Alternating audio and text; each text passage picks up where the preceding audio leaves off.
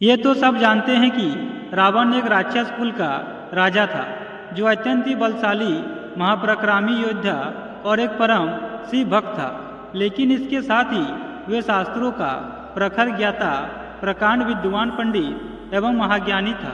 जब धरती पर उसका पाप बढ़ गया, तब भगवान विष्णु ने राम के रूप में धरती पर जन्म लेकर उसका नाश किया था। तब रावण ने मरने से पहले भगवान राम के छोटे भाई लक्ष्मण को कुछ उपदेश दिए थे, जो आज के समय में भी लोगों के लिए सफलता की कुंजी है। रावण जिस समय मरणासन अवस्था में था, तब भगवान राम ने लक्ष्मण से कहा कि हे लक्ष्मण, इस संसार से नीति, राजनीति और शक्ति का महान पंडित विदा ले रहा है। तुम उसके पास जाओ और उससे जीवन की कुछ ऐसी शिक्षा ले लो जो तुम्हें और कोई नहीं दे सकता। राम की बात मानकर लक्ष्मण मरणासन अवस्था में पड़े रावण के सिर के पास जाकर खड़े हो गए। लक्ष्मण काफ़ी देर तक रावण के सिर के पास जाकर खड़े हो गए, लेकिन रावण ने उनसे कुछ नहीं कहा। इसके बाद लक्ष्मण वापस लौट आए और प्रभु श्री राम को सारी बातें बताई। तब भगवान राम ने लक्ष्मण से कहा कि हे लक्ष्मण, अगर किसी से ज्ञान प्राप्त करना हो तो उसके चरणों के पास खड़े होना चाहिए, न कि सिर के पास। यह बात सुनकर लक्ष्मण वापस रावण के पास गए और उसके पैरों के पास जाकर खड़े हो गए। उस समय महापंडित रावण ने लक्ष्मण को 8 ऐसी बातें बताई जो जीवन में सफलता की कुंजी है। रावण का पहला उपदेश यह था कि निर्णय के पक्के रहो। जो एक बार में ठान लेता हूँ, उससे मैं कभी पीछे हट नहीं सकता। मृत्यु का भय भी एक वीर पुरुष को अपने वचन से विमुख नहीं कर सकता। रावण का दूसरा उपदेश यह था कि किसी की परवाह मत करो। लोग मुझे आज क्या सोचते हैं या क्या सोचेंगे, मुझे इसकी परवाह नहीं है। क्षीण बुद्धि वाले इस समाज को तो परमेश्वर भी संतुष्ट नहीं कर पाएगा। कुछ लोगों के लिए मैं एक देवता हूँ और कुछ के लिए राक्षस।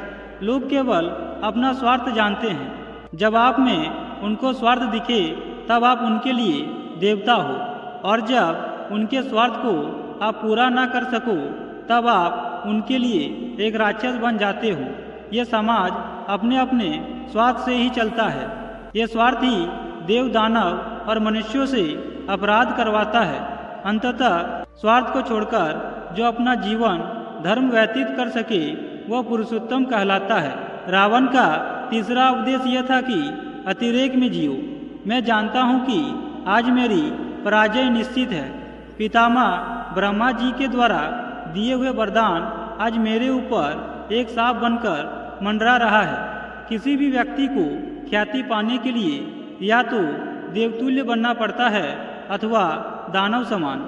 यदि अच्छा बनते हो तो इतना अच्छा बनो कि इंद्र भी अपना सिंहासन तुम्हें दे दे, और बुरा बनना हो तो इतना बुरा बनो कि स्वयं नारायण तुम्हें तुम्हारे पापों से मुक्ति करने हेतु अवतीर्ण हो।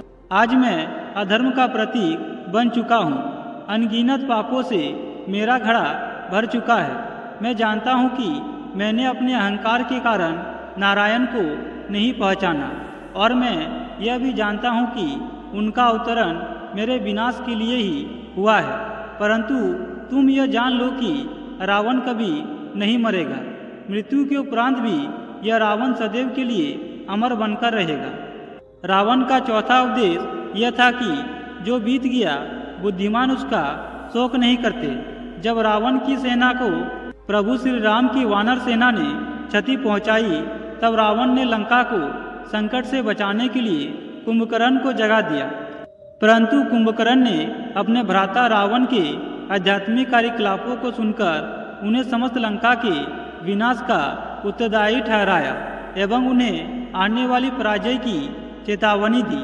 यह सुनकर रावण ने कुंभकर्ण से कहा, हे अनुज कुंभकर्ण, जब विनाश के बादल चारों ओर से लंका को घेर खड़े हैं, तब तुम मुझे यह ना सिखाओ कि क्या उचित है और क्या अनुचित। हाँ, मैंने अपने लोभ के वश में सीता का हरण किया और आज वही मेरी मृत्यु का कारण बनने वाली है।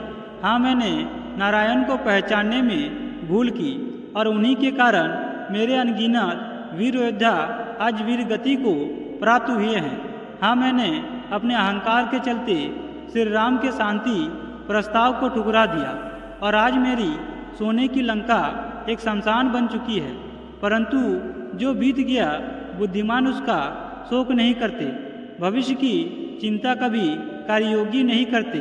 इस समय इस क्षण में जो जीते हैं वही महात्मा कहलाते हैं। युद्ध जब प्रारंभ हो चुका है तो इसे मेरी मृत्यु से ही समाप्त होनी पड़ेगी। यही विधि की लेख और नियति है।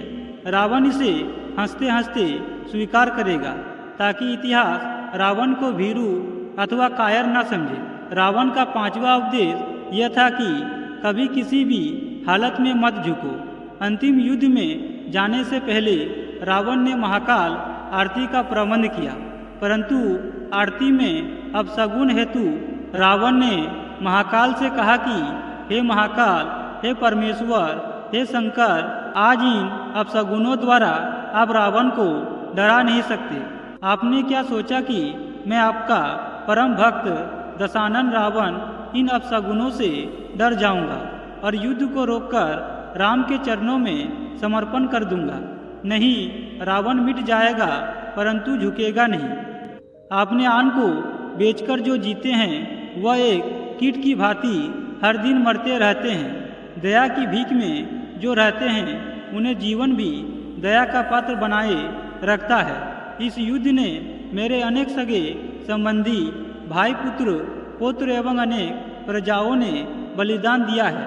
आज यदि मृत्यु के भय से मैंने अपने घुटने राम के समझ टेके तो मेरे परिवार और लंका के वीरों का बलिदान व्यर्थ हो जाएगा और इतिहास मुझे विभीषण की भांति कायर ठहराएगा।